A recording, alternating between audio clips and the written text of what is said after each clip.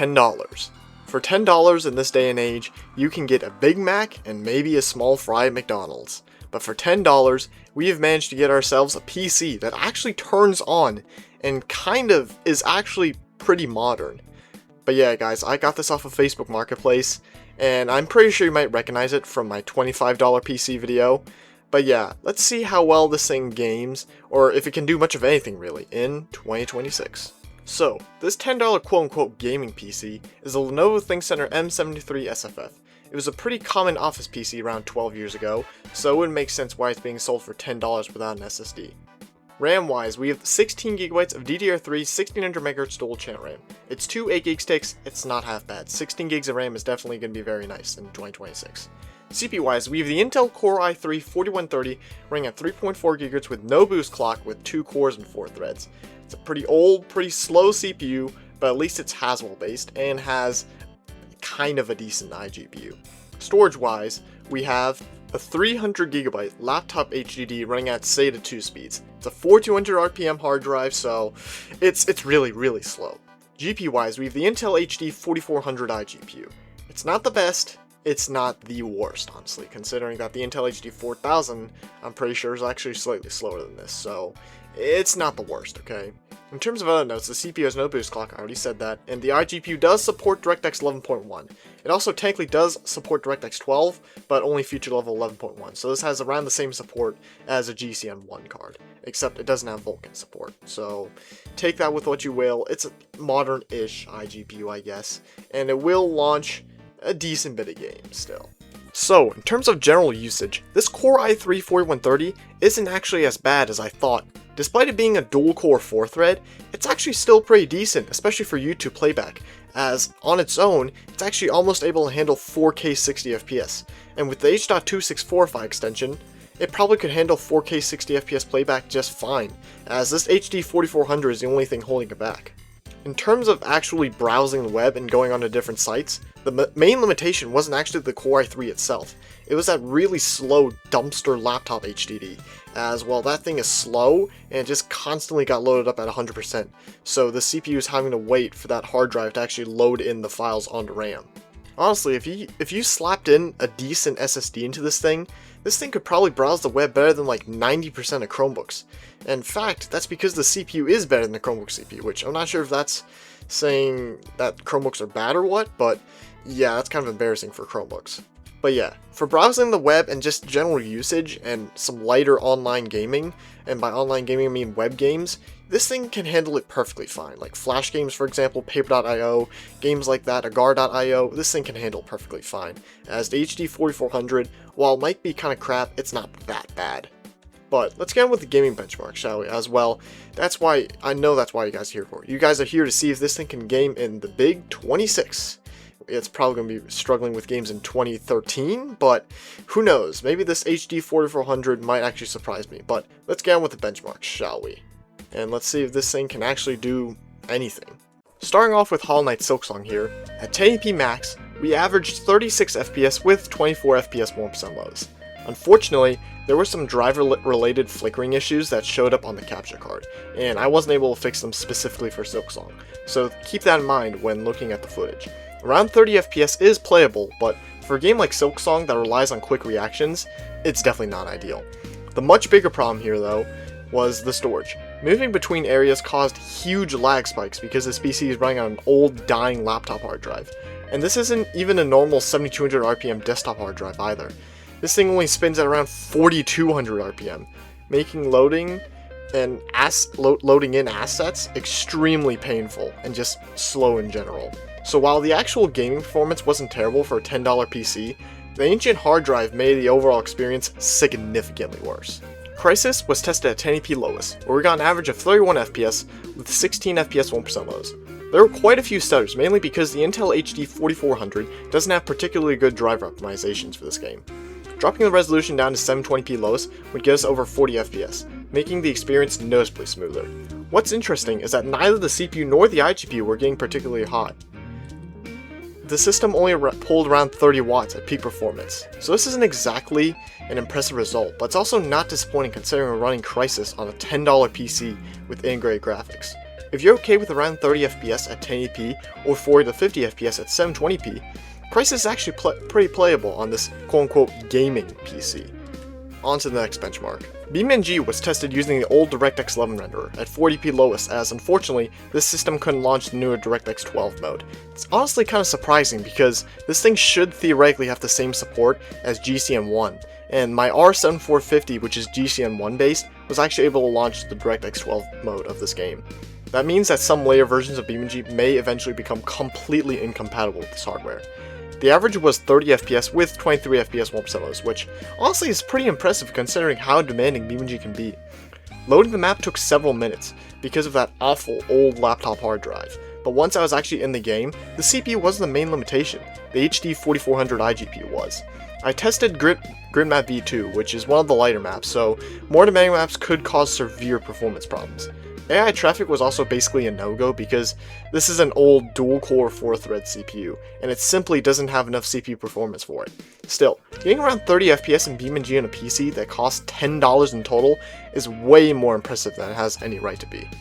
Counter-Strike 2 was easily one of the most ridiculous tests because I had to lower the resolution all the way down to 320 by 240 at the lowest settings, just to make the game reasonably playable.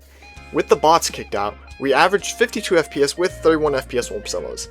I had to remove the bots because the 2-core i3 would become the bottleneck almost immediately, while the HD 4400 itself has extremely weak modern driver support and very limited graphics performance. At 320 by 240, the game looked absolutely horrible. You could barely tell the difference between an actual player and a blurry object in the distance. So obviously this isn't a remotely competitive experience, especially since we couldn't even maintain 60 FPS on average. However, getting around 50 FPS in a modern family demanding FPS game on integrated graphics in a $10 PC is kind of impressive. It's usable for messing around, practicing, or casual games, but definitely not something I recommend for serious CS2 gameplay. GTA 5 Legacy was tested at 720p normal, where we averaged 30 FPS with 21 FPS 1% lows. The biggest problem here was the limited memory bandwidth available to the integrated iGPU. Since the HD 4400 has to share the system's DDR3 memory, that led to some pretty rough frame times, while the CPU is also getting close to becoming a bottleneck, pulling at around 45 watts and reaching roughly 75 degrees Celsius. Even so, this result is actually pretty impressive when you compare it to some older dedicated cards.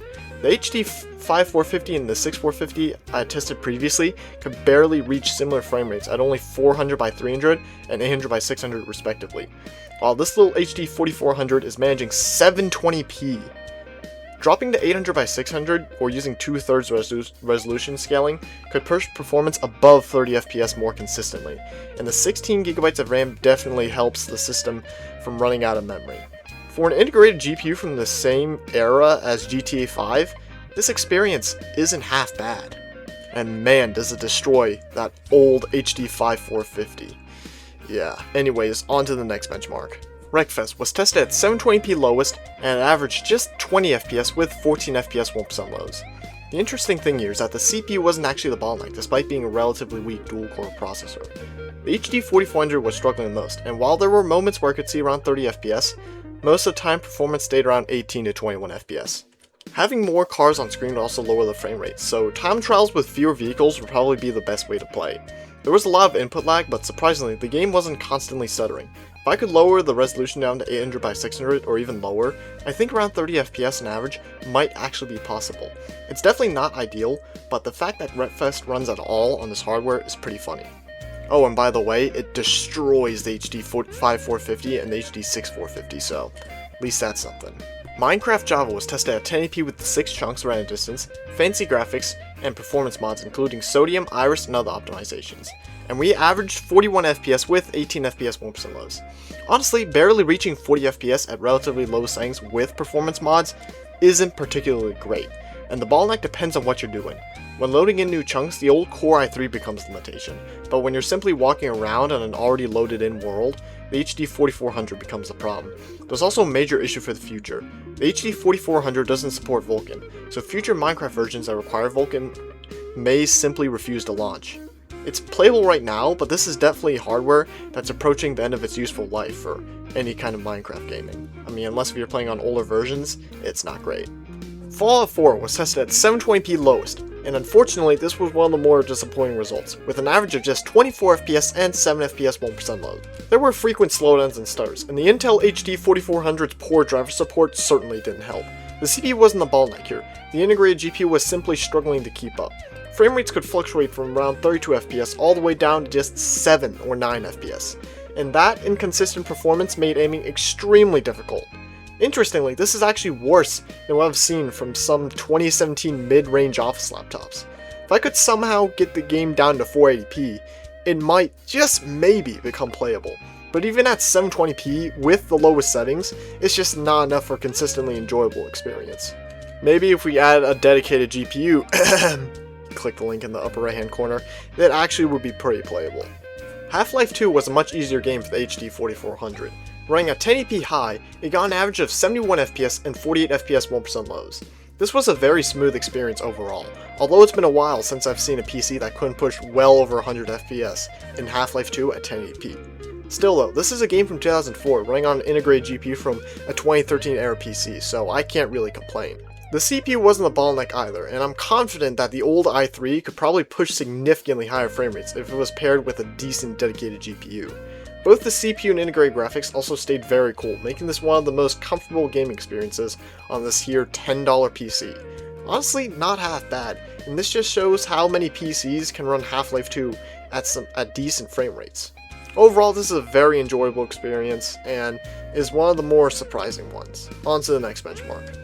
Oblivion was another major driver-related disaster. At 1080p high, the game technically averaged 48 FPS with 15 FPS 1% lows, but the benchmark was anything but playable. The HD 4400 had serious driver issues, and the actual game world simply wouldn't load in at all.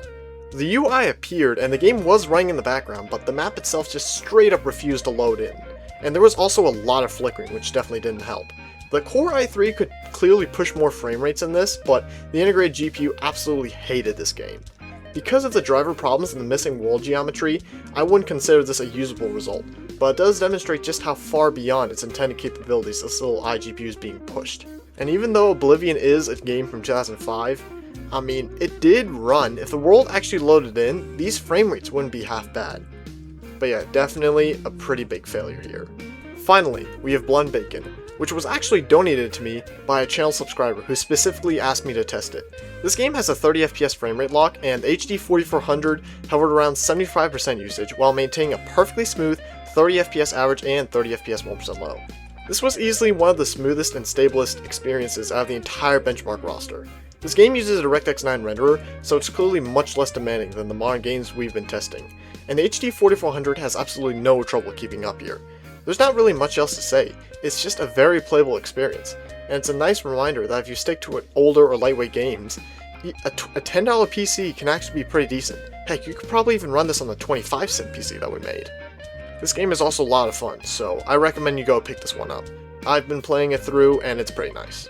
On to the conclusion. So, after testing all these games, how good is this $10 PC in 2026? Well, it's definitely not a gaming powerhouse by any stretch of the imagination, but I have to admit, I'm genuinely impressed by what this thing can actually do. The HD 4400 can handle older games like Half-Life 2 and Blood and Bacon extremely well, and it can even produce playable results in surprisingly demanding games. Of course, if you're willing to sacrifice resolution and graphical quality. Modern games are obviously much more difficult, with CS2 requiring a ridiculously low 320 by 240 resolution, and Fallout 4 struggling badly, while BeamNG and Crysis can at least reach around 30 FPS at, granted, lowest settings, and in BeamNG's case, a standard definition resolution. The biggest problems here are the weak iGPU, outdated drivers, the dual-core i3, and that absolutely awful 4200 RPM laptop hard drive. But for $10, I can't really complain. This thing browses YouTube just fine. I mean, it does what a non-gamer will want to do. Like, one that just, all they need to do is just write up documents. This thing works perfectly fine for that. And for those lighter, older games, this thing will also work perfectly fine as well, like the original Half-Life, Roblox, Minecraft.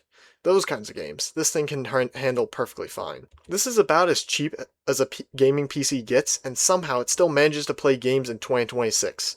And this thing can run Windows 11 fine as well. Like if you use the TPM and Secure Boot workarounds, this thing runs Windows 11 25H2 just fine. But yeah guys, anyways guys, thank you guys so much for watching today's video. Remember to like and subscribe, join my Discord server, join membership, and see you in the next one.